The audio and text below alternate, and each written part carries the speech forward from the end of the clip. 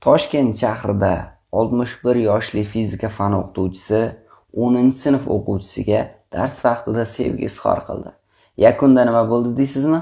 Hozir aytib beramiz. Joriy yilning 2-may sanasida 1964-yilda tug'ilgan fizika fani o'qituvchisiga nisbatan Mirzo Ulug'bek sud tomonidan ma'muriy ish ko'rib chiqildi.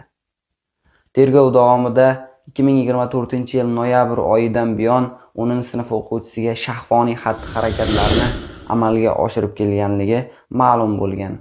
Bundan tashqari, sinfdoshlaridan biri orqali undan qo'rqmasligini, uylanish niyati borligini ham aytgan.